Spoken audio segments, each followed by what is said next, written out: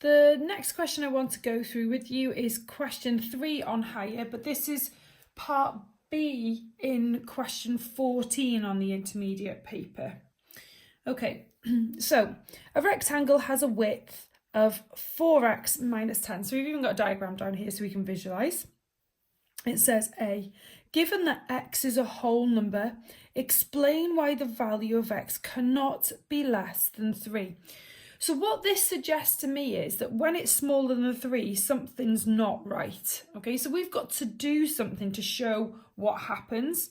So what you could do is, now you don't have to do this, but you could put that x is 3.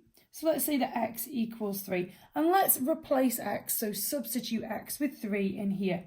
So we've got 4 times 3, take away 10. Now 4 times 3 is 12, take away 10. So we've got an answer of 2. So that could very well be the width of our rectangle.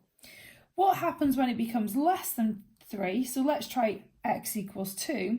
Well, this time we would do 4 times 2, take away 10.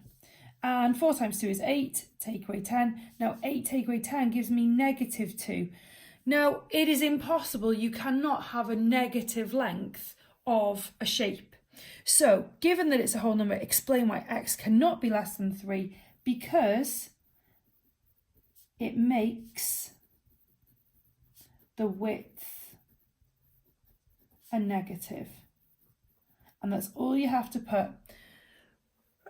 Right, part B. The perimeter of the rectangle is 14x minus 4. Perimeter is your key word in this question. So perimeter is add the sides. Okay, so it's not multiplying, that's area. So perimeter is the distance around the outside of the shape. And we know that we've got to add them all together, and our answer is going to be 14x minus 4. It says, find the length of the rectangle in terms of x. Okay, so this is what we're going to do. We know that both of these are going to be the same. So we've got 2 of them. These are both the same. So I'm just going to label this 4x minus 10 to help me. We've got to figure out what's left over from this 14x minus 4 to figure out what the lengths are going to equal. So what I would do is I would add these 2 together first of all. So 4x take away 10 plus 4x take away 10. And I know that that is 8x take away 20. Okay, so if we make them equal to each other, then we can find what the difference is between them. So 14x take away 4 is equal to that. So what's the difference between these? So let's take them away. So we're going to take away 8x from that side, and to get rid of that, we add 20.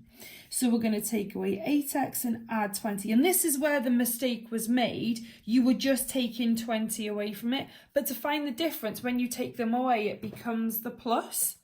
So 14x take away 8x is 6x.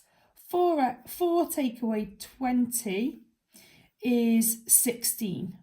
So we've got plus 16. So the difference between those two numbers is 16. The difference between those two numbers is 6.